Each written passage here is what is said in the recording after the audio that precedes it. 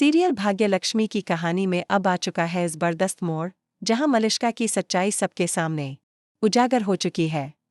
अब सभी को पता चल चुका है कि नीलम के साथ जो कुछ भी हुआ, उसके पीछे और कोई नहीं बल्कि मलिष्का ही थी। दरअसल, जब पुलिस लक्ष्मी को गिरफ्तार करने के लिए ओबेरॉय हाउस पहुंचती है, तो लक्ष्मी छिप जाती है और इस बार ऋषि खुद उसे छिपाने में मदद करता है। वहीं दूसरी ओर सालू उस इन्वेस्टिगेटर से मिलती है जिसे आंचल मासी ने बुलाया था। हैरानी की बात यह है कि वह इन्वेस्टिगेटर सालू की पुरानी दोस्त और सीनियर निकलती है। दोनों एक दूसरे को गले लगाती हैं और सालू उसे सारी सच्चाई बता देती है कि लक्ष्मी को फंसाया गया है और असली दोषी कोई और है।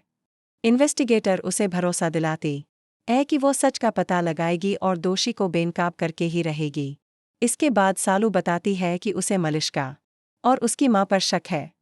इन्वेस्टिगेटर उनकी गतिविधियों पर नजर रखने लगती है। फिर एक दिन, जब मलिष्का और उसकी मां अपने कमरे में आपस में बातें कर रही होती हैं, इन्वेस्टिगेटर उनकी बातों को सुन लेती है और रिकॉर्ड भी कर लेती है। इतना ही नहीं, उसी समय अनुष्का भी पैसों की डिमांड करते हुए वहां आ जाती, जिससे पूरा राज खुल जाता है। इन्वेस्टिगेटर वह रिकॉर्डिंग पुलिस को सौंप देती है।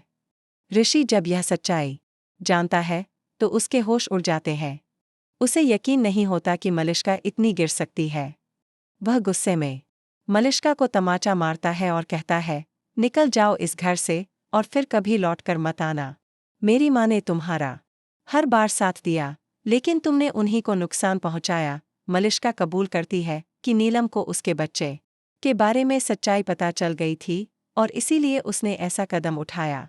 ऋषि भी ये मानता है कि उसे पहले से अंदाजा था कि बच्चा उसका नहीं है, लेकिन अपनी मां के कहने पर उसने चुप्पी साधी थी।